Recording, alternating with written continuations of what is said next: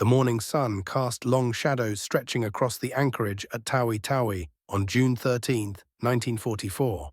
The waters of the southwestern Philippines shimmered under the early light as the Imperial Japanese Navy's most powerful vessels prepared for what would prove to be one of the war's most consequential naval battles. The assembled warships represented the remaining strength of Japan's carrier force, and among them stood the aircraft carrier Shokaku, a masterpiece of Japanese naval construction.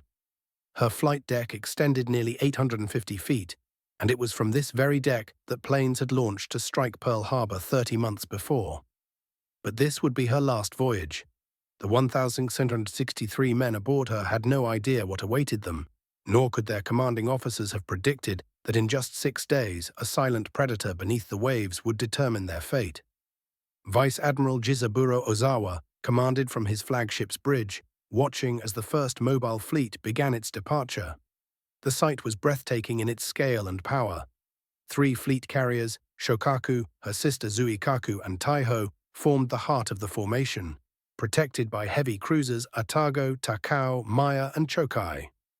Around them, 13 destroyers formed a protective cordon around these capital ships, creating a formidable defensive ring. This assembly represented the last great collection of Japanese carrier strength in the Pacific, a force that had once swept from Hawaii all the way to the Indian Ocean. The departure from Tawi-Tawi was far more than routine. It represented Japan's final desperate attempt to turn back the relentless tide of American advances. As anchor chains rattled upward and the massive vessels began moving through the channel, thousands of sailors stood at battle stations, unaware that within a week, more than 1,200 of them would find their graves in the warm Philippine Sea.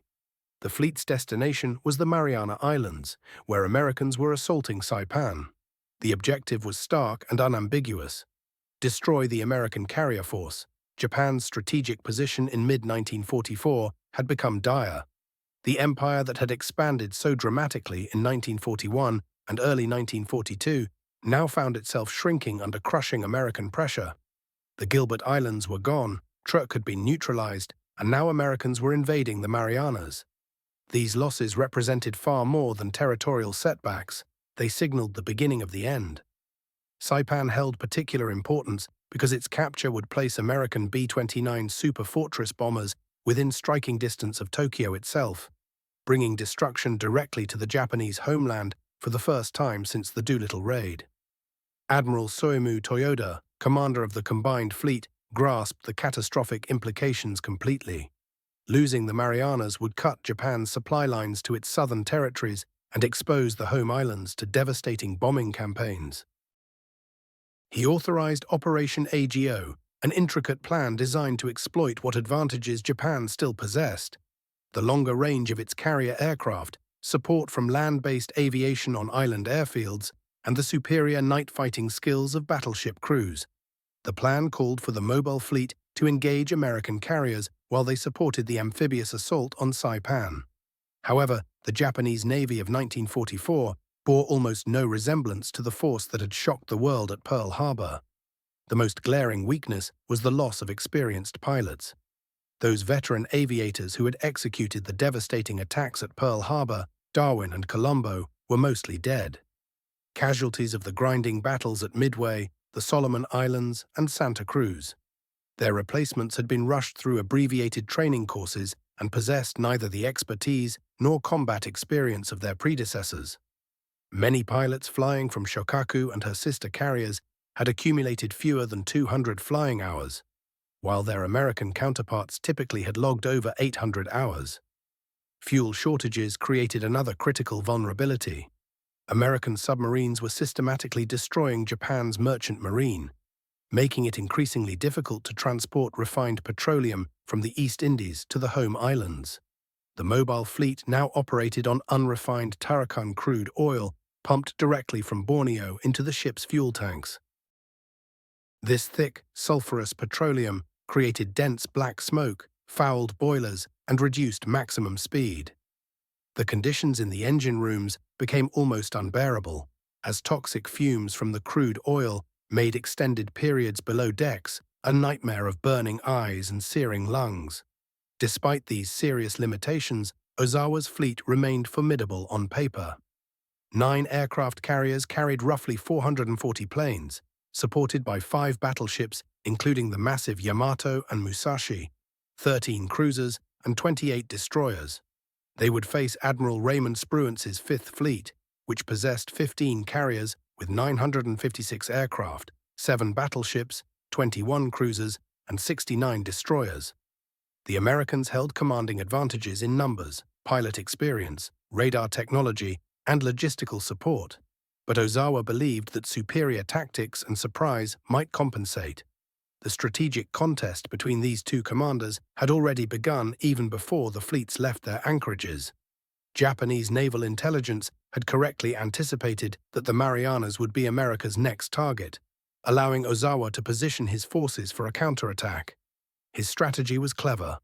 He would keep his carriers outside the range of American aircraft while his own longer-ranged planes struck the American fleet.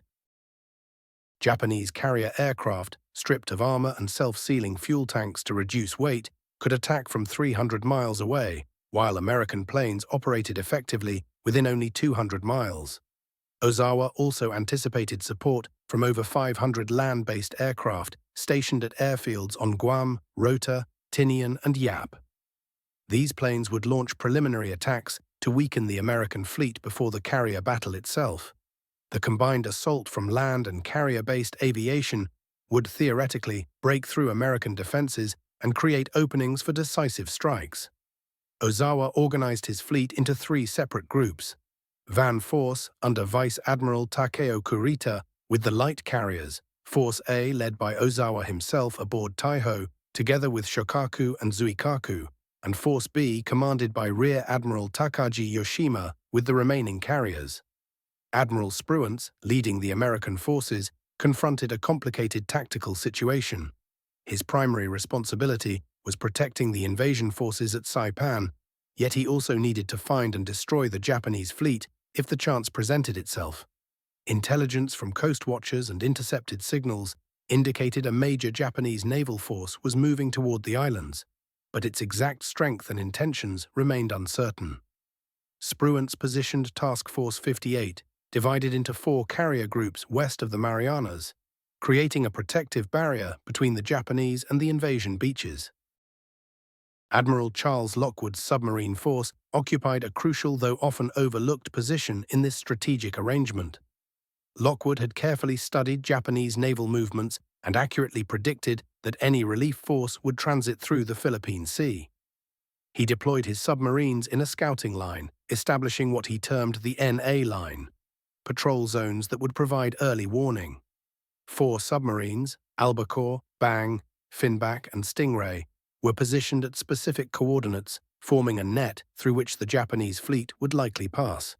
Yet Lockwood never anticipated that an additional submarine, not part of his carefully planned deployment scheme, would soon achieve one of the submarine war's greatest triumphs. USS Cavala was beginning her first combat patrol, and fate was about to place her directly in the path of Ozawa's fleet.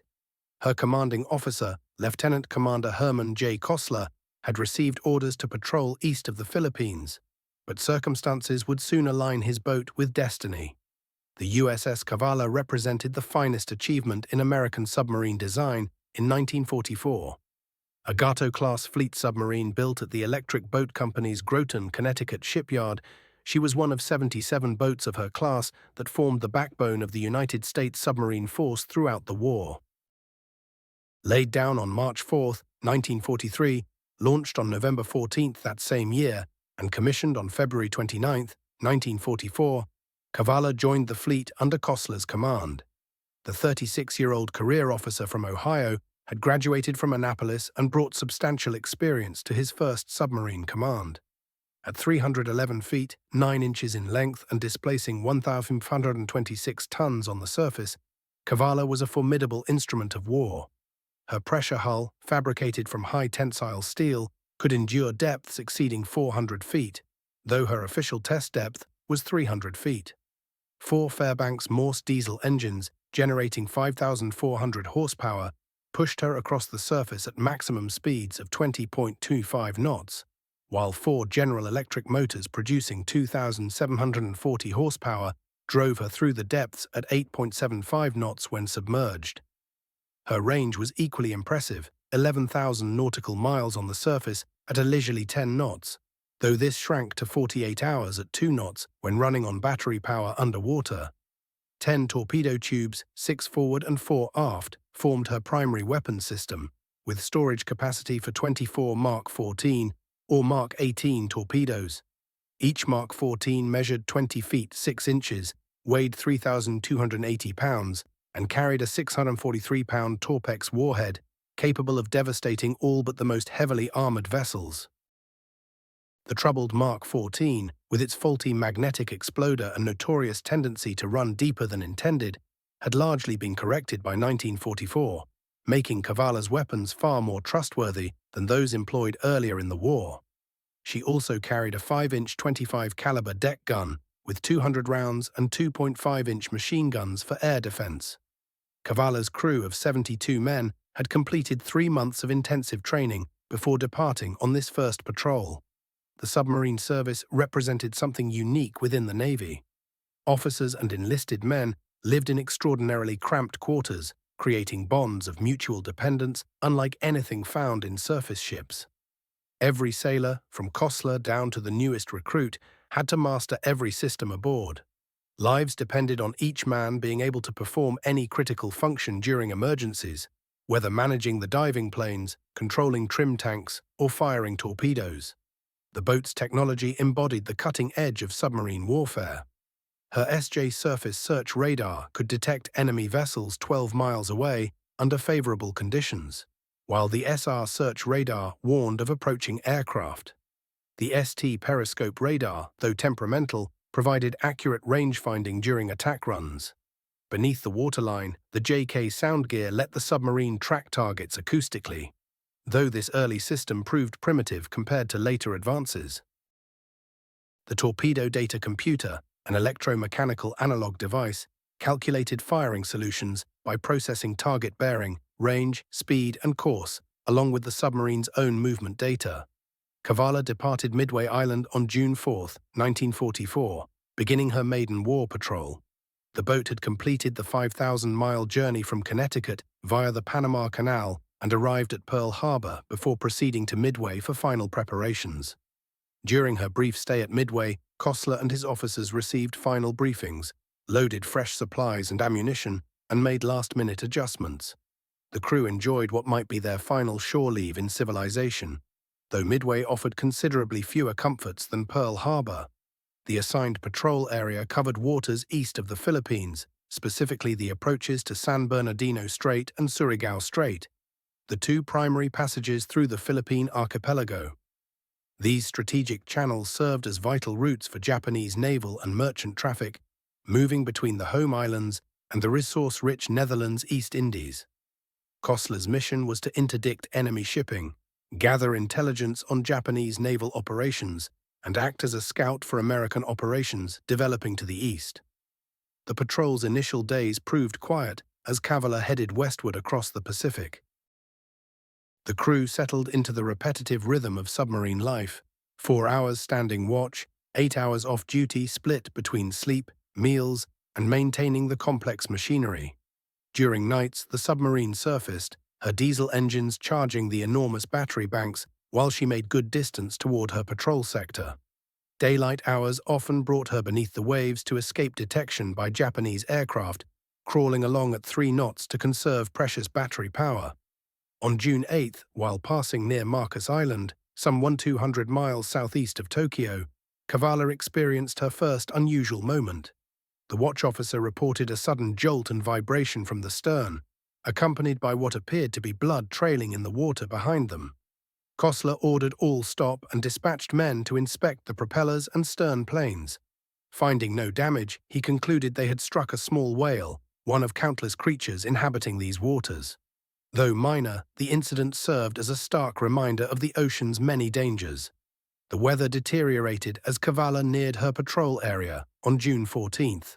Barometric pressure steadily dropped and seas built to 15 feet, sending solid water across the bridge and down the conning tower hatch. The boat pitched and rolled ferociously, making normal operations almost impossible. Men tumbled from bunks, dishes shattered in the galley, and numerous crew members suffered severe seasickness. Kostler tried transmitting a weather report to Pearl Harbor, data valuable to fleet meteorologists planning air operations, but the storm's violence prevented successful transmission. After 18 hours of battling the typhoon, he ordered the boat submerged to ride out the tempest in the calmer depths below. As the storm passed on June 15th, Cavala surfaced into clearing skies and moderating seas. Suddenly, the radio operator intercepted a contact report from USS Flying Fish, another submarine operating in the area. Flying Fish had detected a Japanese task force moving eastward at high speed, but had been unable to maneuver for an attack. The news electrified Cavala's crew. Large Japanese fleet units had been uncommon since 1942, and the possibility of engaging capital ships represented every submarine commander's dream.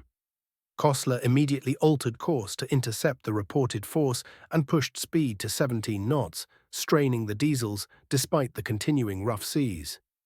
He made radio contact with USS Finback, which was also responding to Flying Fish's report, and the two submarines agreed to conduct a coordinated search pattern. They would maintain 20 miles separation and sweep along the enemy's projected track, effectively doubling their chances of making contact. Throughout the night of June 15th into 16th, lookouts strained to identify the distinctive shapes of Japanese warships, while the radar operator continuously swept the SJ scope for electronic contacts. Dawn on June 16th brought disappointment. Despite covering more than 200 miles through the night search, neither submarine had located the Japanese task force. Kostler had grown convinced that his quarry had either altered direction or pushed beyond the speeds he'd calculated. He directed Cavala back to her designated patrol waters, though the fleeting promise of combat had stirred something in the crew. The men now grasped a crucial reality. Powerful Japanese warships were operating nearby, and the odds of a substantial confrontation had jumped considerably. As midnight approached on June 16th, the SJ radar picked up multiple signatures to the southwest. The operator reported what looked to be 5 or 6 vessels advancing at a steady clip. Kostler made his way topside to the conning tower and examined the radar scope intently. What appeared on the screen resembled a classic convoy arrangement. 2 substantial contacts, suggesting tankers or cargo vessels, flanked by 3 or 4 smaller blips that had to be destroyers or patrol craft. This presented precisely the kind of objective submarines existed to pursue, and Kostler barked the order for battle stations as Cavala began closing in. The pursuit quickly became an exercise in frustration. The Japanese defenders remained vigilant and combative, constantly sweeping with active sonar and executing unpredictable turns. Each time Cavala positioned herself advantageously, a destroyer would suddenly veer her direction, compelling Kostler to descend steeply and maneuver for safety. 3 exhausting hours ensued, a tactical game where neither side could gain decisive advantage. Cavala never managed to slip closer than 4,000 yards to her intended targets. Then a destroyer made a direct charging run straight at Cavala's position. Kostler commanded an immediate deep dive to 300 feet, silencing all machinery. The submarine hung suspended as the escort passed overhead, its propeller noise echoing distinctly through the steel walls. When Cavala rose to the surface at 0200 on June 17th, her prey had dissolved into the blackness. Kostler felt the sting of disappointment, yet he recognized this frustration as simply the nature of undersea combat. What remained hidden from him was the true value of what he'd been hunting. That convoy transported fuel for Ozawa's mobile fleet. A successful strike against those tankers would have crippled the Japanese carriers by denying them the supplies necessary to sustain operations. History often hinges on the battles never fought, the victories never realized. Fresh orders arrived that afternoon from ComSub PAC. Drawing on accumulating reports from multiple submarines and signal intelligence assessments, Admiral Lockwood was reshuffling his forces to intercept what appeared to be a substantial Japanese movement. Cavala received new coordinates to defend: 13 degrees north, 137 degrees east, roughly 350 miles west of Guam. Kostler plotted the fresh position and adjusted course, driving Cavala forward at maximum sustainable speed to reach those coordinates before the anticipated Japanese appearance. At 1945 hours on June 17th, while racing toward the assigned station, the radar operator detected a faint return at bearing 290 degrees, distance 30,000 yards. The target flickered inconsistently across the scope, vanishing and reappearing with successive sweeps, evidence of extreme detection range. Kossler ordered an immediate course correction and cranked the engines to maximum output. As the distance compressed, additional signatures materialized on the radar display. Initially 2, expanding to 4, then climbing to 7 distinct returns. By 2015 hours, Kossler had isolated something extraordinary: a major Japanese task force.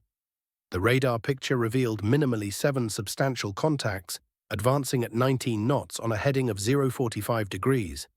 Their formation executed the characteristic zigzag pattern, a standard precaution against submarines, but the underlying course pointed toward the Marianas.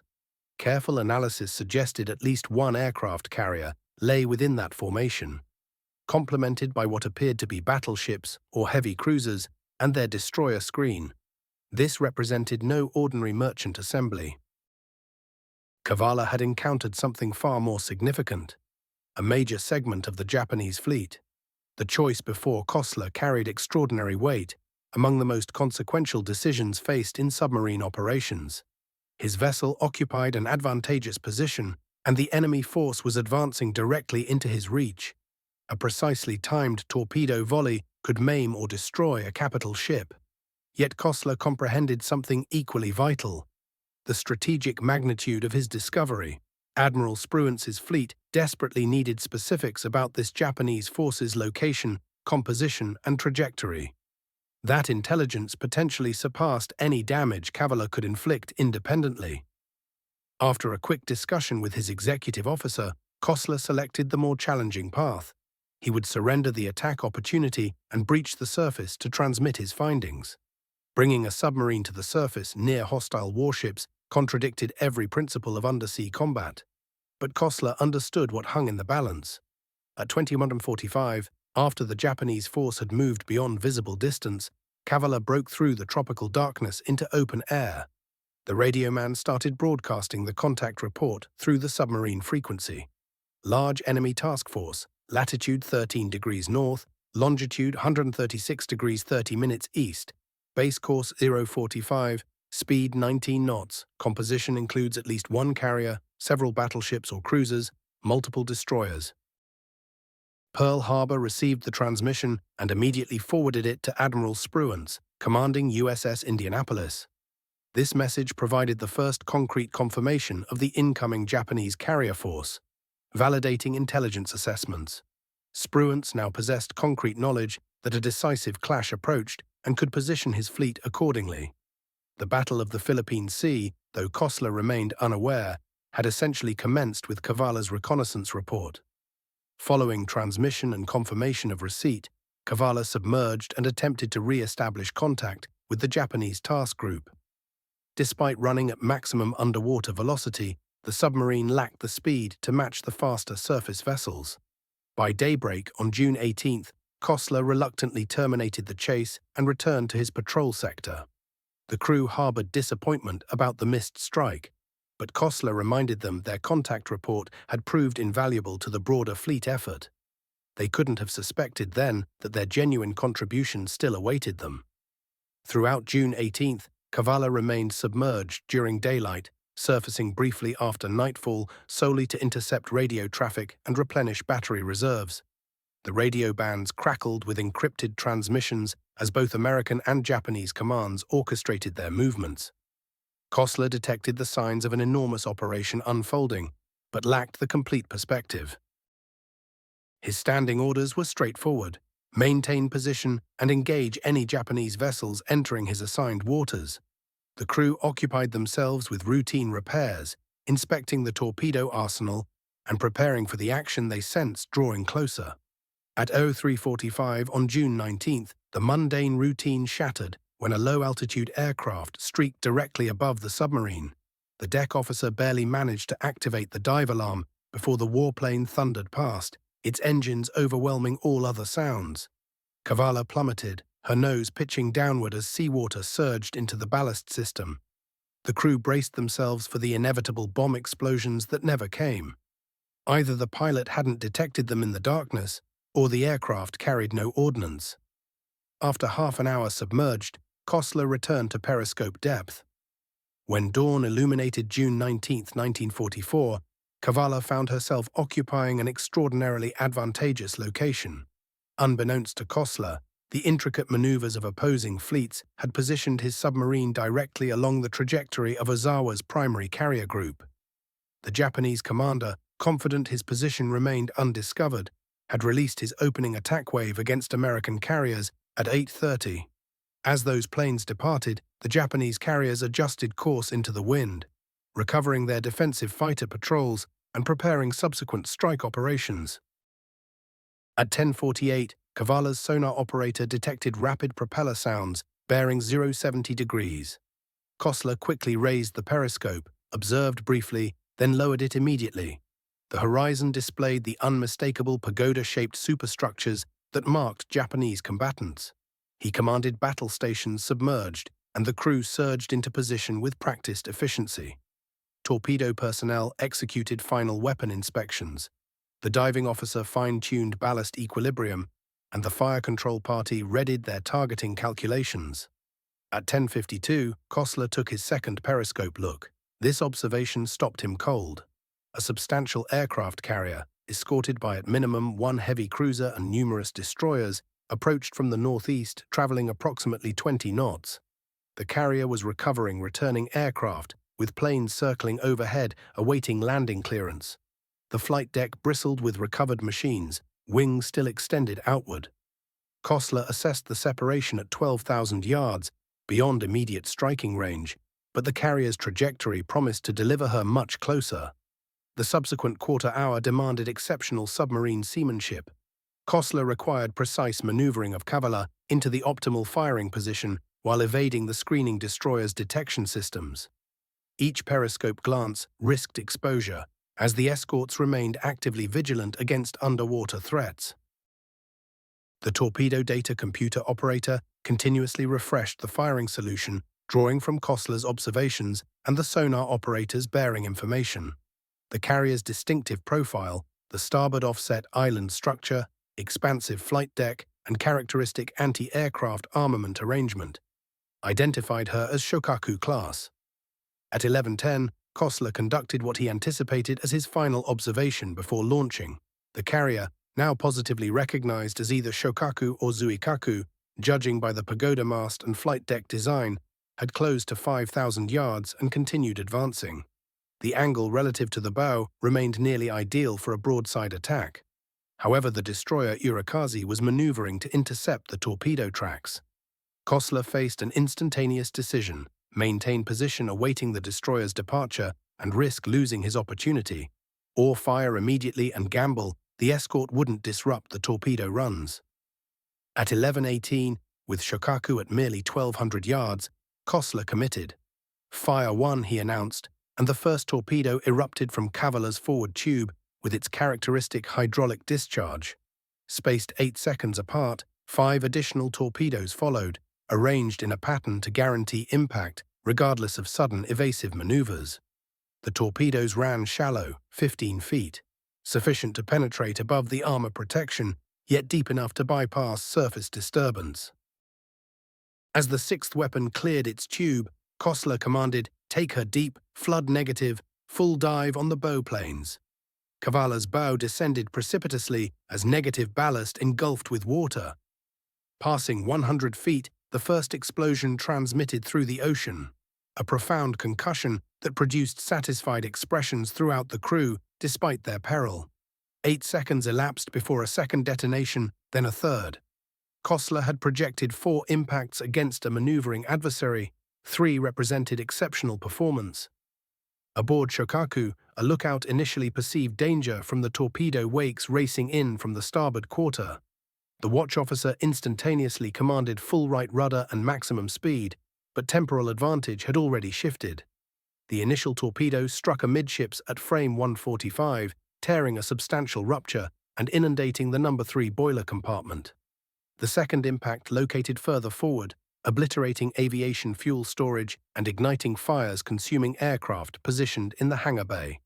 The third warhead detonated adjacent to the forward lift mechanism, jamming it in elevated position and terminating flight operations. Shokaku immediately developed a catastrophic starboard list as countless gallons of seawater poured through the fractured plating. Damage mitigation teams fought desperately to manage the flooding, complicated by aviation gasoline conflagrations propagating through hangar regions. The commanding officer, Captain Matsubara Hiroshi, implemented counter-flooding methodology to counteract the list, yet this maneuver sacrificed remaining buoyancy reserves. Within moments of impact, Shokaku had decelerated to 12 knots, her situation transforming into desperate circumstances. Aboard Cavala, jubilation evaporated swiftly. 2 minutes following the firing, the first depth charges detonated above and astern. The Japanese escorts had pinpointed either the periscope or backtracked the torpedo origin. What commenced then was a lethal submarine versus escort engagement as Cavala descended into darkness and silence, attempting escape from the pursuing warships. The submarine descended through 300 feet, approaching maximum certified operating depth, while additional charges erupted in patterns surrounding estimated positions. The depth charge offensive demonstrated coordination and intensity. The Japanese escort commanders maneuvered in synchronized fashion, one maintaining sonar tracking while the other executed assault passes. The charges exploded at calculated intervals, fashioning a three-dimensional destruction zone that Cavala had to somehow navigate through. At 11:30 that morning, 6 depth charges erupted simultaneously, so violently that cork insulation rained down from the overhead compartments, every light bulb burst into fragments, and the submarine's steel hull twisted and groaned under the crushing pressure waves. Commander Kosler made the decision immediately: silent running. Every system that wasn't absolutely essential came offline, the machinery falling quiet to make the boat as invisible as possible to enemy sonar. The crew abandoned their shoes, padding through the corridors in stocking feet, each footstep carefully placed to eliminate unnecessary noise. The air conditioning shut down completely. Within minutes, the temperature started climbing, becoming almost unbearable. Men stood sweating at their stations, breathing in shallow gasps to preserve what oxygen remained in increasingly stale air. In the maneuvering room, the electricians watched those battery gauges moving downward with grim calculation, counting off the minutes they could remain underwater at this depth. 11:44 arrived, and the sonar operator's voice crackled through the communication system, a destroyer passing directly overhead. The crew heard it clearly, the constant thrashing rhythm of the escort's propellers growing louder and louder, building to a thunderous crescendo as the ship passed directly above them, then gradually receding into distance. Every man braced himself, certain the depth charges would come raining down, but nothing happened. The sea remained quiet. Either the destroyer had lost contact on its instruments, or it was maneuvering for a better position to attack. Kosler seized this window of opportunity, ordering a course change, gambling that he could slip away while the Japanese destroyers were reorganizing. For the next couple of hours, Cavala engaged in a terrifying cat-and-mouse game. The submarine moved constantly, dropping deeper to 250 feet, then ascending to 400, never staying at one depth long enough to become predictable.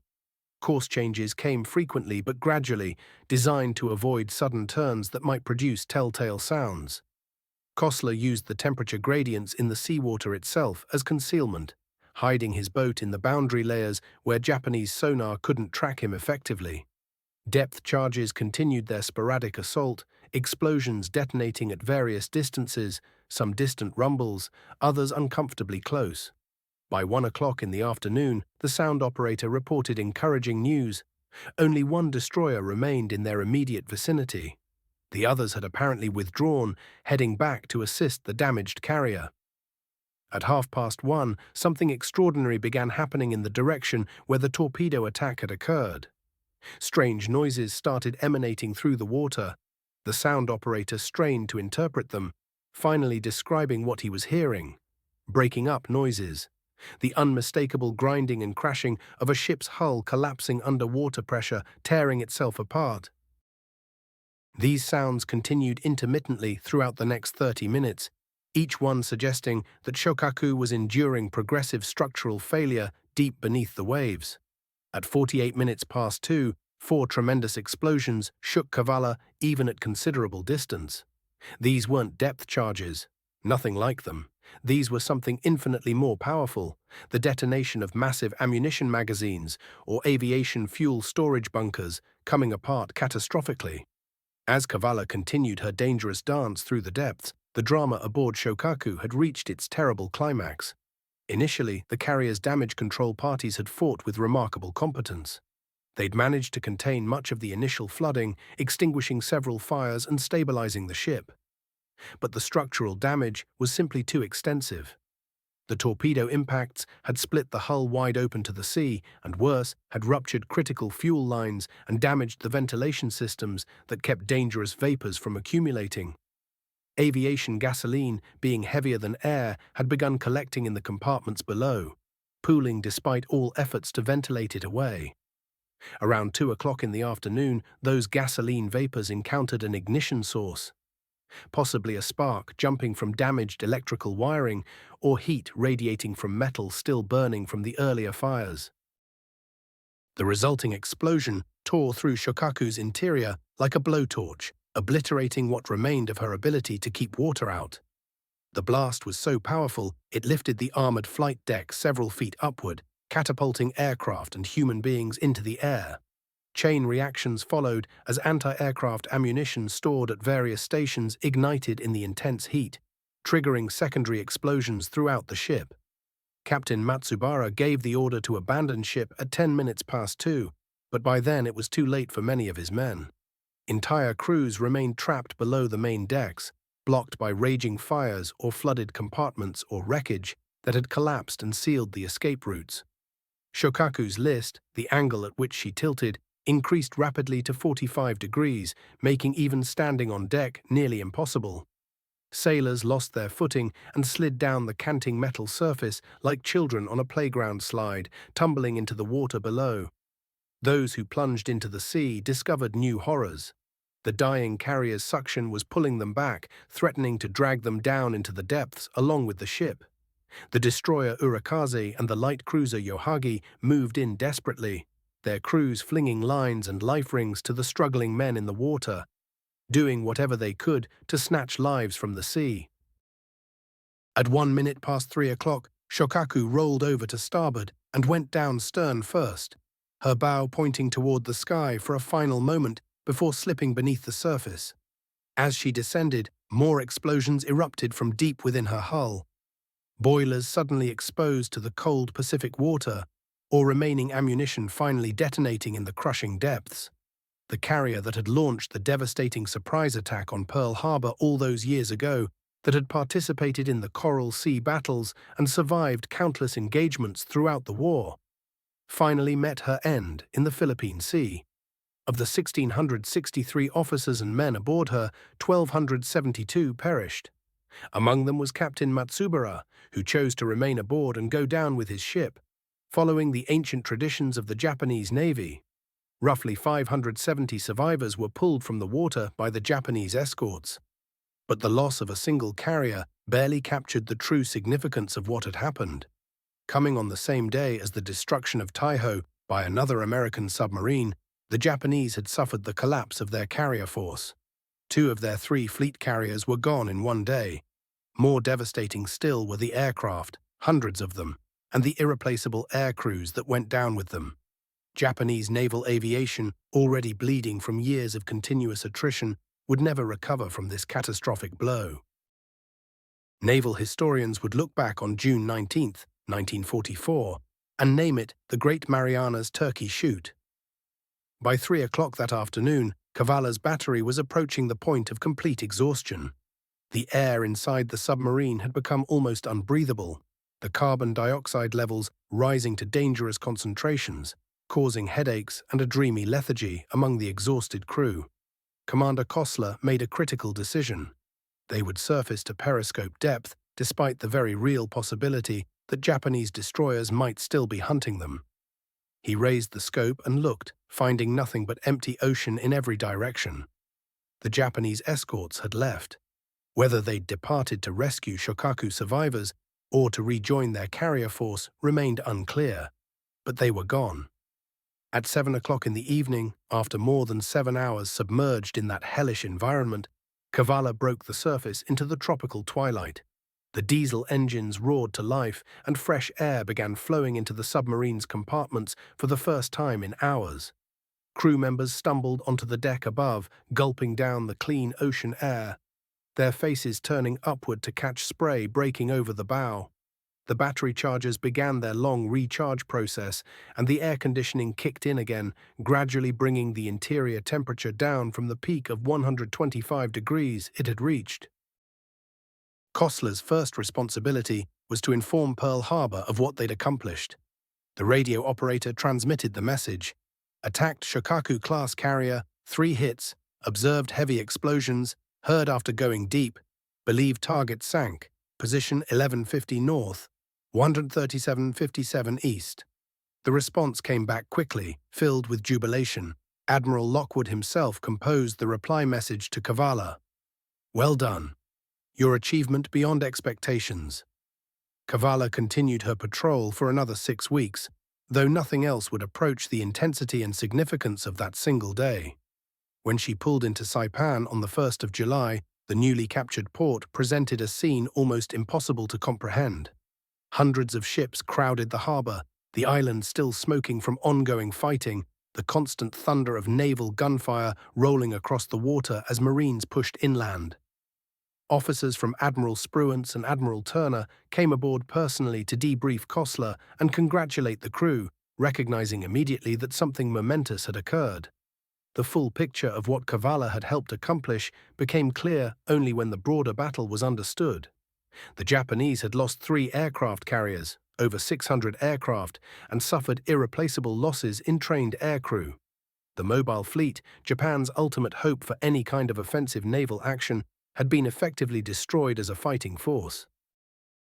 The war would continue for another 14 months, but Japan's ultimate fate had already been sealed in the Philippine Sea.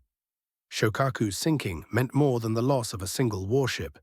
It represented the complete turning of fortune in the entire Pacific War. The carrier that had hurled planes against Pearl Harbor in that surprise attack, that had participated in Japan's string of early victories, had now been destroyed by a submarine from the very nation she had helped awaken to war. The irony was so profound that naval historians and the American public understood its weight immediately when the story finally emerged after the war's end.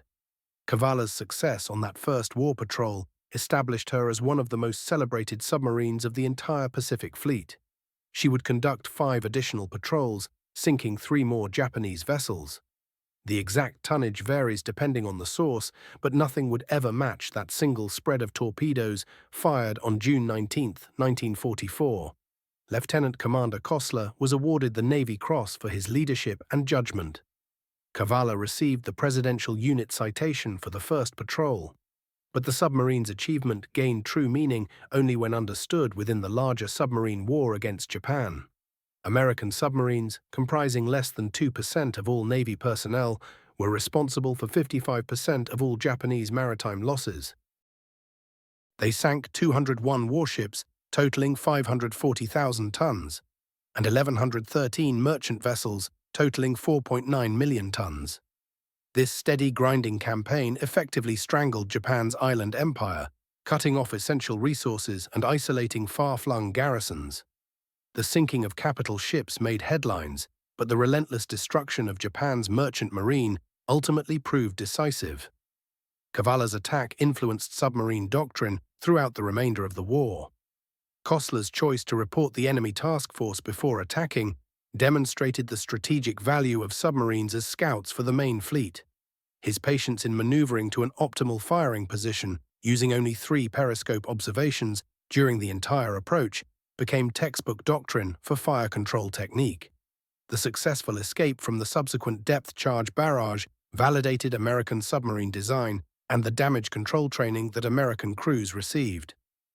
After the war, researchers discovered interesting contradictions between American and Japanese accounts of the attack. While Kostler reported 3 torpedo hits, Some Japanese survivors insisted 4 torpedoes had struck. Japanese records indicate that 105 depth charges were dropped, with 56 detonating close enough to Cavala to cause damage.